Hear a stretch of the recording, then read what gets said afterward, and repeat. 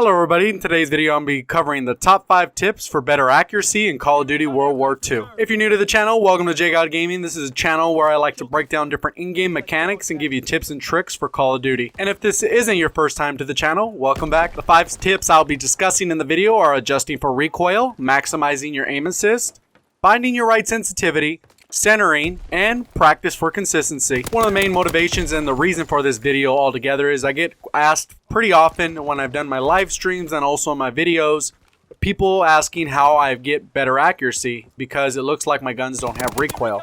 So that's one of the main motivations for me to actually make this video, is because I know myself, I struggled with accuracy and I had lower KDs in previous Call of Duties. But over time, I've picked up a ton of different things from a lot of different YouTubers, a lot of different things I've read, and just from watching different things. And these are all the tips I've compiled from all that information. So just like my journey, it's not going to happen in one video. You're not going to watch this video and all of a sudden you're an aimbot god when you jump into your first lobby. It takes time, and that's why the last step and the last tip is practice for consistency. If you could, please, at the end of the video, make sure you go ahead and leave a comment down below what your favorite tip was or the one you thought was most helpful. So let's get into it. Tip number 1 is adjust for recoil. And what you'll notice is every gun has a little different recoil. So you have to make sure you keep that in mind as you use different weapons, because obviously with guns that have really high recoil, it's going to be a lot harder for you to adjust. And most guns typically have a north and south vertical recoil. So it just means they go straight up, while some other guns have a little bit more sporadic recoil, which can make them very unpredictable and very hard to control. So the first thing you're going to want to do is get practice with specifically knowing what the recoil of each weapon is. I would probably start off with the lower recoil weapons. So some of the lower recoil weapons are like the PPSH, the Type 100, the STG-44, and the Lewis. Those are some of the lowest recoil weapons in the game. For full auto weapons. So I would go ahead and take a look at one of those, and then what you're going to do is actually practice making sure that you can line up all your shots all at once. So here's a few examples of what I was basically describing to you, is practicing using some of these different weapons. I'm going to show you the PPSH, the Type 100, the Lewis, and the STG-44. Keep in mind that this is the recoil pattern and this is what you're going to experience. But it's definitely going to be easier once you get into a match, because you're going to get some aim assist. And I'm going to talk a little bit more about maximizing aim assist. But this is how you adjust for that recoil. You counter it by pulling slightly down on that right analog stick and just adjust for this recoil. The little bit from side to side isn't necessarily the recoil. It's more the idle sway. If you just hold down your aim down sight, you'll see that your crosshairs kind of slightly move and kind of do a figure 8 style. And that is because, you know, they have idle sway. So some guns have a little bit better idle sway than others. So a lot of times it's important to know your weapon when you're using the weapon. You can see right here the Lewis is straight vertical, so it has almost no idle sway, which helps a ton. Only fired 50 bullets on that first one, so you don't have to sit through 100. But you can see it's a very accurate weapon. A little bit of side to side with a little bit of movement, but for the most part, I'm not getting any aim assist, and that's how accurate the weapon is. You're going to see right here the STG-44, quick little clip, straight vertical, and then over here I'm going to go ahead and shoot it again and try and keep it centered. And again, this does not happen overnight, so it's got to be a conscious effort to pull down on that right analog stick. Obviously, things like Control Freaks will help. Just a quick reminder, if you're enjoying the video, remember to click that like button and subscribe with notifications on if you haven't already. Tip number 2 is maximizing aim assist. So if you didn't know already, there's 2 different types of aim assist. One is aim down sight aim assist, and then the other one is rotational aim assist. So what you're going to do is go into your settings, and then what you're going to see is make sure that they're both enabled. You never want to play this game without aim assist on, even though it can be wonky at times and be broken, which I've broken down why it's broken in certain scenarios. The key is you want aim assist on at all times. So I'm going to go ahead and show you a couple different examples of how aim assist looks. Aim assist by itself, for the aim down sight, you'll see it kind of slows down on the enemy target. But the key is when you're strafing, you'll actually see this other effect, which is the rotational and the aim down sight at the same time, which to some people is referred to as sticky aim. So you can see how it sticks onto the enemy at target.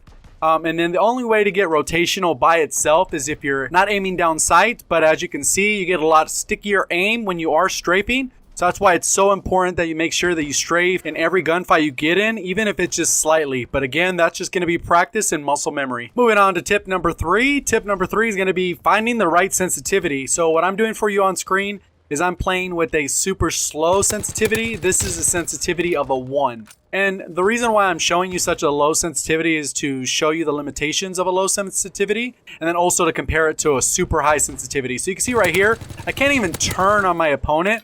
Obviously, I don't think many people are playing on a 1. But you can see he got right into my space and I could not turn at all. So that's one of the major downsides of having a super low sensitivity. So we'll check out the other one right now. And this right here is a typical gunfight where you're shooting at someone, they're strafing, and you can't even keep up with them. So he got caught up on that thing right there. But in general gunfights, you're already dead by the time they even got to that point. So that's the second limitation of a low sensitivity. So let's look at a high sensitivity and kind of see how that compares. So I'm going to go ahead and put it to the max. So you'll see right here that I'm not just making it up. You'll see how the screen control is different. And right here, this is a crazy nonsense 14. You're still going to get some sticky aim. But obviously something you got to get accustomed to if you're going to have it that high. But odds are, even if I can turn real quick, I'm going to miss so many shots. It's not going to even be funny. So personally, I have mine at a 5. Just because I feel like the 3 and the 4 are a little too slow. For me personally, everyone's a little different, but typically the average player should have their setting between 3 and 6. Obviously, there's some people who experiment with different things and already accustomed to higher levels. That recommendation isn't for that player. Odds are you're missing shots if you're more on the spectrum of a 7, 8, 9 that you would have made if you were at a 4, 5, or 6. So at 5 is where I'm at, but you could put yours wherever. I would highly recommend between 3 and 6. That's going to bring us to tip number 4. But before we get to that one, remember to like the video. If you are still watching, you're probably enjoying the video. So tip number 4 is going to be centering. So if this is your first time hearing about centering, basically a simple way to break down centering is putting your crosshairs where you think the enemy is going to be, so that when you aim down sight, you'll be already snapped onto the target. So I'm gonna give you a few examples. So for these upcoming examples, I'm gonna give you good examples as well as poor examples of centering. So the first example is gonna be a poor example of centering. So you can see I run into this room. You can see where my crosshairs are. I'm gonna freeze it for you. This is where my crosshairs are. Where they should be is where that green arrow is. So let's go ahead and see the result. So as a result of the bad centering, I am delayed getting to him, and I actually take a couple hits that I could have avoided altogether. So I tried the exact same thing for take 2, and you can see this time I didn't snap on quite as quick, and I ended up dying. So now let's go ahead and check out a good example coming down a different way. This is where the enemy should be coming. I'm already have my crosshairs at the doorway.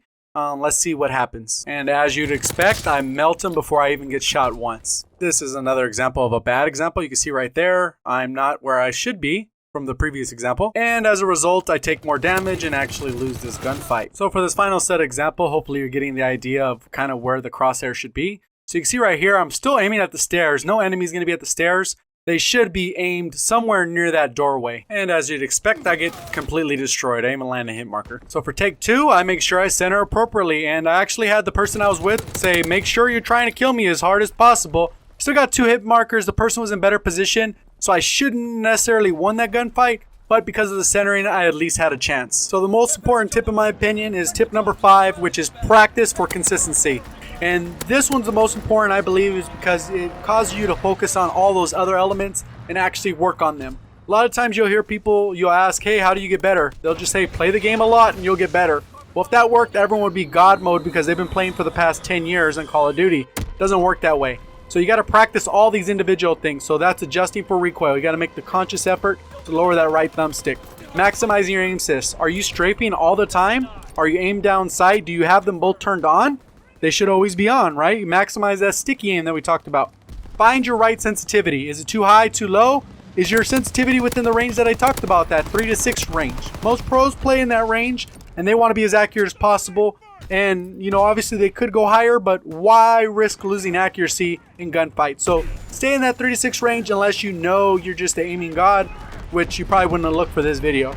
The other thing is centering, which I talked heavily on. Centering is a huge thing. That one takes tons of practice. You don't just walk around the map aimlessly. You have to actually center at your targets, or at least where your targets are going to be, or you predict them to be, because that'll allow you to snap onto them a lot easier. The other thing that I didn't really touch on in the video, but that's very important, is headshots don't really matter in this game unless you're using high caliber or going for camos, but only weapons that use high caliber are the rifles, and then the other only weapon that matters for headshots is the carabin, which is the sniper rifle. I do have a couple bonus tips that tie into the practice for consistency. Because the headshots don't matter, you should be aiming for the midsection center mass, because if there is any kind of recoil, the recoil is going to force you up. So you're going to be able to hit stomach, chest, neck, head. Most of the guns are going to kill in 4 to 5 shots. Sometimes less depending on the ranges, but just keep that in mind. If you're aiming for center mass, odds are you're going to win more of those gunfights. With accuracy, there's tons of progression at play, so you're going to want to progress yourself in a casual way that improves your aim over time. So typical thing will be you'll improve your aim, which will improve your KD, and then as you get more comfortable, you can improve your score per minute by playing a little bit faster, and then you'll slowly improve your aim because now you're on the go a little bit more, which will improve your KD, which will improve your score per minute, and it's an endless cycle. And you slowly get better and better over time at figuring out all these different things. So as you play, it's okay to play slow in the beginning as long as you're focusing on accuracy. Even if you got to sit on a head glitch and camp. I know people hate campers in the game, but if you're not very accurate, you might want to start off slow and work your way up so that now you're running around the map at a slow pace and now you're full on sprinting and you can snap onto anything. So that's the one of the final tips. And sometimes your aim could be off, so don't go playing around with your sensitivity a bunch.